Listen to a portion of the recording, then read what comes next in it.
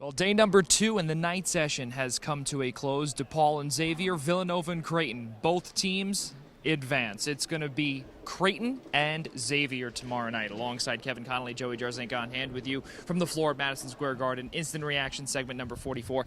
Kevin, we got a chance to see a fantastic contest featuring DePaul and Xavier, and a lot of folks kind of pegged Xavier to just absolutely run DePaul over. That was not the case. 89-84.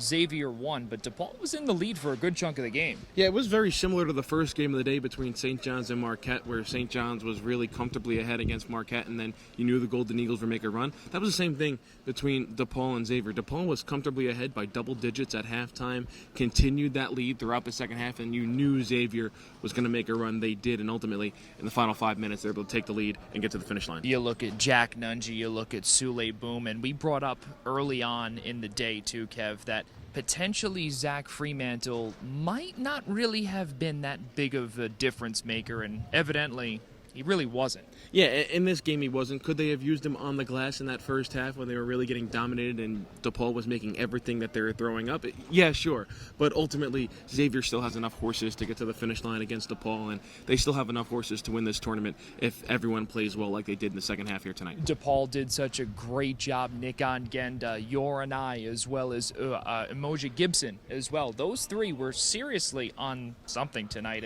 and I mean, the three-point shots were really going home. And I think that speaks a lot to the Xavier defense, which has really been a concern throughout this season. But you have to credit DePaul. They were getting open and they were making shots. And this Blue Demon team looks like they have found something over these past 2 days here at Madison Square Garden. Unfortunately for them, it's too little too late because their season comes to an end.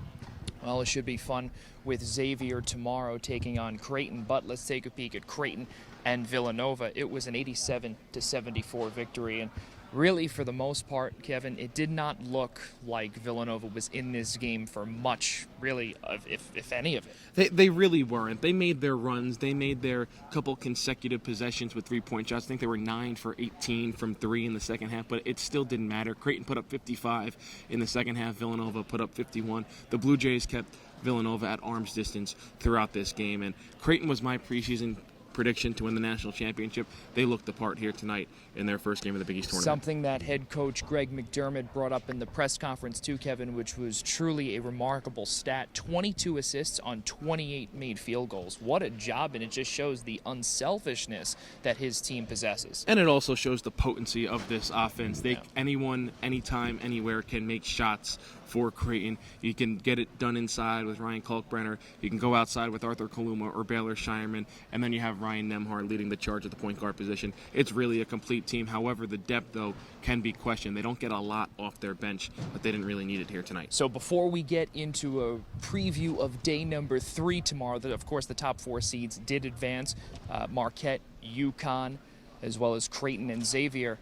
There was some coaching news early on today, and Georgetown, they parted ways with Patrick Ewing. So who do we think potentially heads down to D.C.? Well, there's going to be a lot of candidates because obviously the Georgetown program is at rock bottom right now. One name that I can keep hearing popping up is Micah Shrewsbury out of Penn State, which I think would be a really good hire for Georgetown. Obviously, the big fish floating out there is Rick Pitino. It doesn't seem like that's going to be likely to happen at Georgetown, but you never know. Things can turn in these coaching carousels, and every year something comes in late and it takes you by surprise. But it's going to be interesting to see what Georgetown does. Obviously, their night ending here on Wednesday in disappointing fashion against Villanova. Well, you speak about Pitino, you speak about more coaching carousel changes and things along those lines. Obviously, in the press conference, too, after the St. John's loss to Marquette, there were some questions asked about Mike Anderson's future, and something that he did say pretty much is that he wants to come back, and Joel Soriano gave him a vote of confidence, pretty much saying, too, that the only way that he's going to come back is if Mike Anderson comes back. Yeah, and you wonder if that was just speaking emotionally. I mean, Soriano's been a leader for the St. John's team on and off the floor this year, but you have to take take these rumblings as they come. It seems likely that St. John's and Mike Anderson will part ways here in the coming days. They're going to miss the NCAA tournament for the 4th straight season. All 4 years Mike Anderson has been in Queens. They're not going to make the NCAA tournament. Barring something strange happening on Sunday night, they're not going to make the NIT, so no postseasons of any kind for 4 years for St. John's and Mike Anderson. So it seems likely, and if you hear these reports coming out, that it seems like St. John's is going to be in the market for a new head coach in the next couple of days. We'll have to definitely take a peek and see and keep our eyes on social media for all of that going on. But, of course, we continue on tomorrow, day number 3, the semifinals. It's Marquette. It's UConn to start things off tomorrow, 6:30 FS1, Kev. That's going to be a fantastic battle. We got a chance to see Jordan Hawkins light it up, Tristan Newton light it up as well, and then for Marquette, too, Player of the Year, Tyler Kolek. Yeah, Tyler Kolek, he was outstanding in the second half today against St. John's. I think he only scored 1 point in the first half, and then he was doing everything for this Golden Eagle offense in the second half. For UConn, they have the size advantage down low. Adama Sanogo, Donovan Clingan, they have to make their way down in the paint if UConn wants to win, but they also have the playmakers on the perimeter. It's going to be a really interesting game to get the day started here tomorrow night. And then, of course, at 9 p.m., or estimated time is 9 p.m. on FS1, is the nightcap, is Creighton and Xavier. That should be a ton of fun. Of course, we got a chance to see the Defensive Player of the Year absolutely shine down the stretch in Ryan Kalkbrenner, as well as Ryan Nemhard. Today was actually his 20th birthday, which is pretty cool. We just found that out in the press conference. And then you look at Xavier, Sule Boom, Jack Nungy. What a job that Sean Miller and company have done. But, again, Creighton's a load. Well, it's going to be the team that plays the best defense that wins this game. I mean, defense might be optional in this game just because how prolific both offenses are. And obviously with Xavier, their defense has been a major talking point all season long. And are they going to show up and defend anybody? They have to defend this Creighton team. And if not, they can put points on you in a hurry. It might be first to 100 wins here in the nightcap tomorrow. That should be fun for all of the nocturnal people that are here.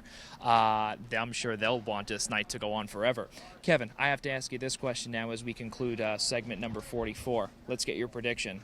First game, Marquette, UConn. Who do you have? Well, I'm going to go with UConn. In my pre-tournament predictions, I had UConn coming up from the top of the bracket. And in fact, my top half of the bracket still perfect so far. I had St. John's over Butler, Marquette over St. John's, and UConn over Providence. So far, so good in the top half of the bracket. He gets a pat on the back for that. That's very good. Second game, the final game, is Creighton and Xavier. Who do you have in that one? Bottom half of the bracket, not as perfect, but I still did have the 2 semifinalists from the bottom half, and I have Creighton over Xavier in that semifinal game. So I have a UConn-Creighton championship game. I'm going to go one step ahead of you here. I'm going to stick with my pre-tournament prediction, Connecticut over Creighton on Saturday night here at the Garden in front of a raucous pro-UConn fan base. Yeah, I can tell you, folks, for all of those that were tuned in this afternoon to see Providence and UConn, it was pretty much Store South down here, and also it was kind of Providence South down here, too. But, of course, we wrap up tonight. Day number 2 has come to a close here from Madison Square Garden alongside Storm the Paints, Kevin Connelly. Joey Jarzynka saying good night from Madison Square Garden, and we will see you all tomorrow for day number 3 here from the world's most famous arena.